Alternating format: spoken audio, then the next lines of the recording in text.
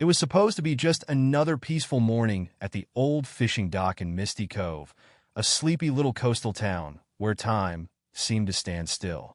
The sun had just begun its ascent, casting a soft, golden hue over the calm waters.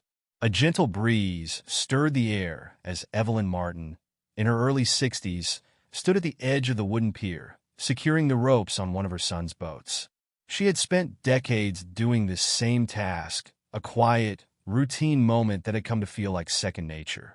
Her experienced hands moved deftly, adjusting the boat's lines with a care that only a lifelong fisherman could know. But as she worked, something was off. The hair on the back of her neck stood up. It wasn't the typical sounds of the harbor. There was an unfamiliar rumble, low and ominous, growing louder with every passing second. It didn't take long for Evelyn to identify the source: motorcycles. The sound roared across the water, a far cry from the peaceful morning she had been enjoying. A chill crept over her. She knew what was coming. Misty Cove was a quiet town, but it had heard whispers of the notorious Iron Fangs, one of the most violent biker gangs in the region, whose presence was a nightmare for anyone who crossed their path. The thought of their arrival sent a wave of dread through her. As the rumble of engines grew closer, Evelyn's mind raced. She wasn't a woman easily intimidated, but the Iron Fangs were a different breed. 7 men on gleaming motorcycles pulled into the gravel lot, their leather jackets adorned with menacing patches. A skull here, a snarling wolf there. The leader, a tall man with a jagged scar running down his face, revved his engine once more before cutting it off with a harsh choke. The silence that followed was far more threatening than their engines had been. Evelyn straightened her back, preparing herself. She knew this wasn't a random visit. They had come for something, and it likely wasn't good. The scar-faced leader, a man she recognized from local news reports as Mason Kain, dismounted his bike with a swagger, his boots crunching on the gravel. He eyed Evelyn with a smirk that sent a cold shiver down her spine. Well, he sneered, stepping toward her. Looks like someone's grandmother is out here playing with boats this morning. Evelyn didn't flinch. She stood tall, gripping the rope in her hands, her knuckles white but steady. "This is private property," she said, her voice calm but firm. "Unless you've got business here, you need to leave." One of the bikers behind Mason let out a harsh laugh. Mason took another step forward, his face inches from hers, his breath foul with the stench of alcohol and smoke. "Private property?" he scoffed. "Lady, you got it all wrong. We go wherever we want. And today, this little marina? This is our business." Inside the marina office, one of Noah's employees, a man named Carl, watched the exchange through a cracked window. His heart pounded in his chest, panic rising. He knew who these men were, and he knew Noah wasn't there to protect his mother. Without wasting a second, Carl grabbed his phone and dialed the number he knew by heart. Out on the water, Noah Carter was guiding a family on an early fishing trip. His phone buzzed in his pocket. Seeing Carl's name flash on the screen, he answered without hesitation. "Tony, what's going on?" Noah asked, the worry in his voice unmistakable. "The Iron Fangs are here, Noah. They've cornered your mom at the dock," Tony replied, his voice full of fear. Noah's jaw tightened. "I'm on my way." He quickly turned to the family he was guiding. "I'm sorry, folks," he said, his tone apologetic but urgent. "There's a family emergency. We'll have to cut the trip short." By the time Noah's boat came into view, the tension was palpable.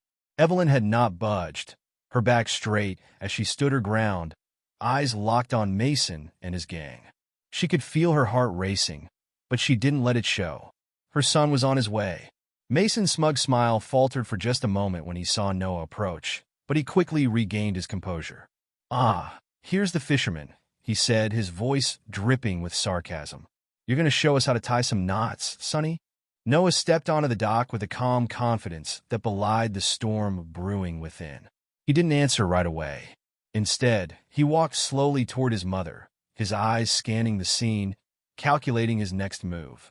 He reached her side and placed a hand on her shoulder, his voice soft. "You okay, Mom?" Evelyn nodded, but the fear in her eyes was clear. "They're not leaving."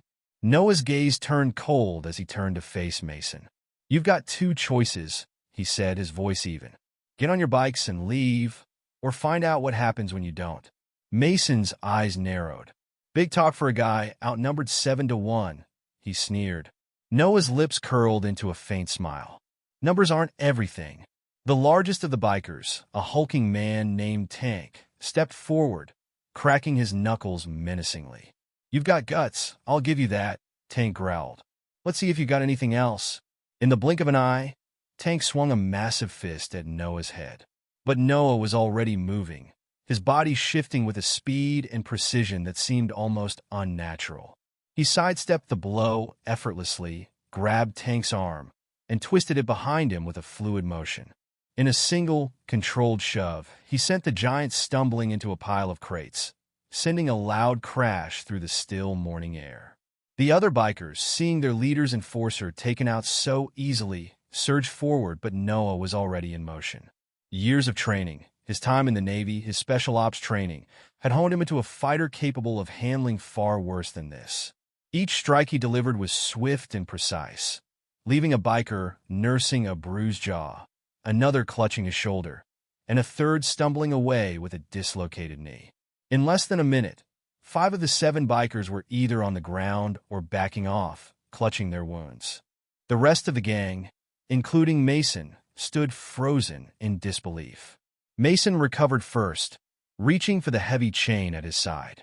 He swung it in a wide arc toward Noah, but Noah was already there, grabbing the chain mid-swing and yanking it from his grasp. He stepped forward, his eyes locking with Mason's in a quiet challenge. You've already lost, Noah said calmly. Mason's bravado crumbled as he glanced at the disarray around him, his gang humiliated and battered. One by one, the remaining bikers began to retreat, dragging their wounded comrades toward their motorcycles. Mason hesitated for a moment longer, his pride holding him back, but with one last look at the damage done, he turned on his heel, his face dark with humiliation. As they rode away, Evelyn's breath finally released, her pulse beginning to slow. "Thank you," she said softly, her voice thick with emotion. Noah didn't say anything at first. He simply shook his head, his expression serious. "This isn't over. They'll be back. And next time they'll bring more?" Evelyn's heart sank, but she knew Noah was right. "What do we do?" she asked, her voice filled with a mix of fear and determination. Noah's gaze was steady as he surveyed the departing bikers. "We prepare." In the days that followed, word of the confrontation spread like wildfire through Misty Cove. Neighbors, veterans, and even former adversaries began rallying around Noah and Evelyn. Calls were made, plans were drawn, and alliances were formed. When the Iron Fangs returned, they would find that the town wasn't just a quiet fishing community. It was a united front, a family willing to protect its own at any cost. The bikers came back, this time with twice the numbers, expecting to overpower the community. But they hadn't accounted for one thing: the strength that comes from unity. The Iron Fangs relied on fear and intimidation, but in the face of a community standing together, those tactics crumbled. By the end of the day, the bikers were gone. Their reign of terror shattered, and in their place, something far stronger had taken root, a sense of unity and resilience that would define Misty Cove for generations to come.